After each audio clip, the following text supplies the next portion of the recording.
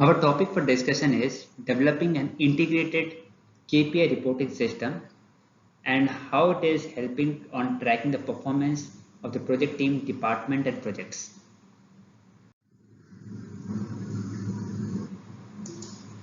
On the background, why did this concept come into place? So if you can look into, if we have a department wherein we are working on a variety of projects with a variety of people and in various phases, and when we look into the place, when we do the annual reporting, how can we know that what is the performance of a particular planner, or how is the performance of the particular engineer, or how are the different phases of the projects in different places performing? So it was getting very difficult for us to manage. So based on that, we came into a thought of why not we develop a system wherein the manual reporting can be stopped, and we have a system wherein the performance appraisal is based on it, a technique which is very much practical and which is very much automated, and wherein the quality checks is foolproof. So then we came out, let's plan in on it use of technology on the implementation of KPI reporting. So how we did it? The important thing was that the first and foremost thing is that on the mapping. On the mapping, what are the things that are required? On the mapping, we have to first create various WBS, and for every project, the WBS level should be correct, and for the EPS selection should be correct, and all the projects should be going to the right EPS. So once we go into the EPS, we must be looking into what is the current project update, or what is the most recent schedule that we are working on. So those should be clearly mapped. So once that is done, what we do, we put down the high level cost. So how can we put the high level cost? High level cost can be put down. We can just include a single line item of activity called as resource, and we can put down the cost into that. Next, the most important thing is that we should put down the project codes. All the project and activity codes should be included. So once that is done, what's the next thing? The next thing is that we must be having a project ID. The project ID should be as per standards. Why is this thing important? This thing is important because when you work on SAP or when you work on Oracle, so the project ID, if we have a common project ID and if it is matches with my Primavera ID, then we'll be able to link it. So that is why the project ID should be as per standards. So as per standards, we must be knowing what are the different codings, and when we rename our project or when we code our project, it must be done as per the standards, and it should be matching with respect to your SAP or Oracle ID so that the interface is better. Now, what are the different rules that we must that we must be careful when we do the KPI reporting? The rules: alignment of data as per master project register. We have a master project register, so based on that, the alignment of data should be there. Next, ensure that each project codes, project ID and project cost is correctly updated. Maintenance. The Primavera maintenance should be there. That means what are the old projects, the projects that are no more required has to be removed. What are the latest projects? What are the projects that needs to be baselined, or what are the projects that needs to be updated? What is the last time the run has been done? What is the schedule date? All those things is the Primavera maintenance. Submission of reports on time and making the required entries. So we must be fixing a submission date, whether it's on the first week of the month or whether it's the last week of the month. We must agree on a reporting date or a time, and based on that, we have an automation into the system in which it is going to do schedule stating that the report is based on this date. So based on that, our backend reporting should also be ready. Next, maintenance of soft copies. Every month the project schedule changes. We have a new project, so the new project update. So all the soft copies of the previous months should be carefully undertaken and it should be properly maintained. Next, capturing cost data per phase. all the data management should be done based on the client's requirement. So once all these rules we have done, the next step is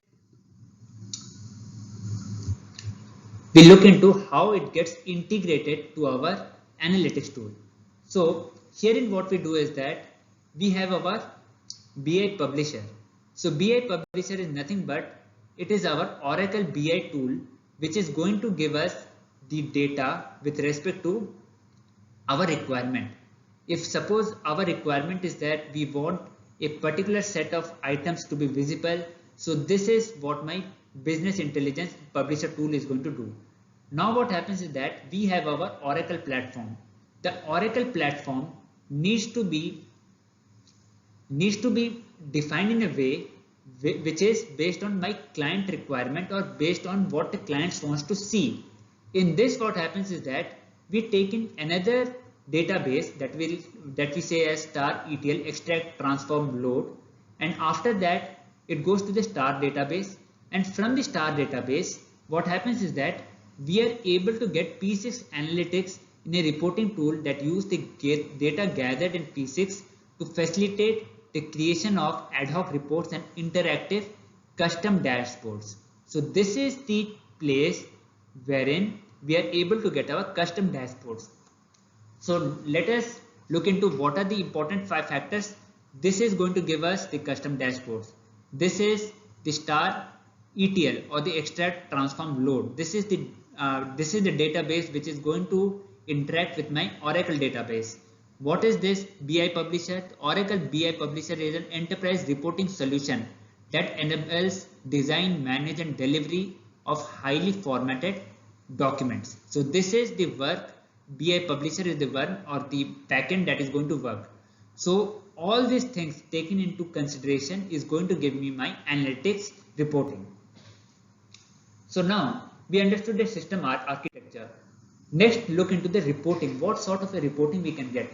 We can get reporting on portfolio management. Suppose I want to look into on my various area or the various portfolios, how it is doing. On the portfolio, we are looking into a particular power station. What is the number of projects it is having? What is the planned cost? What is the actual cost? What is the variance? What is the budget that we are still having available with us? Then we go into looking into the approval project. What are the projects that are awaiting approval? What are the projects that has been closed?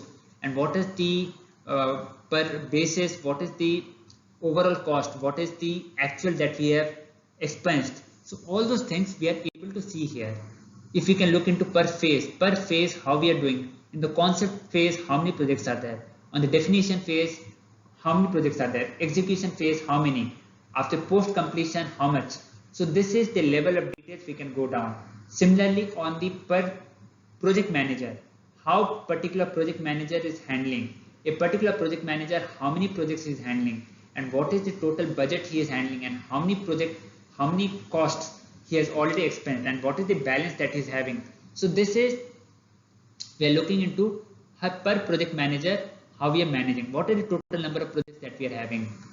Similarly, if we can look into the various areas, if you are talking about a power plant, we are looking into what is the boiler area, what is the number of projects, what under the boiler auxiliary plant, what are the total number of projects, and what is the per plant cost, what is the actual cost. On the chemical, what are the number of projects. So this is the discipline level details we can go into, and per discipline what is the plan and actual. If we can look into the chemical, the planned cost is less, the actual cost is more, then we can look into why this is there, and we can focus into the chemical division and we can work out how can we reduce the same. Similarly, we go on to the priority, how many projects are on high priority and what are the total planned cost for that, what is the actual cost, what is the variance we are having on the costing, similarly on the medium projects, similarly on the low projects. And then we look into on the details. On the details, what happens is that herein we can go into the per project manager, per operating unit. On that we can look into the project manager, what are the project manager projects that is handling, what is the completion date, what is the actual cost he has expensed, what is the planned cost that that was considered. So all those things we are able to get it into a dashboard reporting. Similarly, we look into how my project is doing, whether it is under budget, whether it is over budget, or whether it is within the schedule. Within the schedule, how we are doing. If this is my project and we are looking into this is this project on the header design is on the concept phase, we are on target, it's fine. On the execution phase, on the boiler drum, we are behind target, we are 14 days behind. And with respect to the extraction pump, we are in the execution phase and we are 117 days delay. So here we look into what are the areas that we must focus into, and for every project it is going to give me the ahead, target, or the behind. After we got all those things, what is important? What is important is that we must be having a trend analysis, or we must be having a reporting which is going to integrate my cost as well as my time into a reporting tool which is going to show me the performance. So what we did is that we scaled our performance between 0 to 5, and based on that we look into how the various areas, how they are performing, and from here we look into this is the performance based on particular operating area. Then we look into particular discipline, how they are performing, which are the disciplines which are not performing good, which are the disciplines that are performing very good, like mechanical is performing very good. What is performing not good is on the waterways or the dams that are performing not good with respect to the scoring, and we can focus on that. Similarly, we can have our radar chart, and herein we can look into the good performance, the bad performance, and then we can look into the KPI score based on priority, how many high priority projects are doing. So herein we can look that my high priority project for this particular station is not performing good, but the medium priority is performing okay, and the low priority is doing bad. So this is how we are able to look into per priority the KPI, per priority the high level score, and per priority we are looking into per discipline as well as per power stations. So here you can also look into on the various projects which are in the concept phase, on the definition phase, execution phase, on the pre-project planning phase, how they are performing. So this is a tool that is so important and it has worked out so well for us. Next, what we did is that we put down a particular station and how it is performing on a month-on-month basis, and by implementing all this system, we are able to see and improve in productivity of the team as well as the improvement in the stakeholders' attitude towards their work, as well as we have a system in place that is very much technical and that is very much bringing in visibility into the project team. Thank you so much.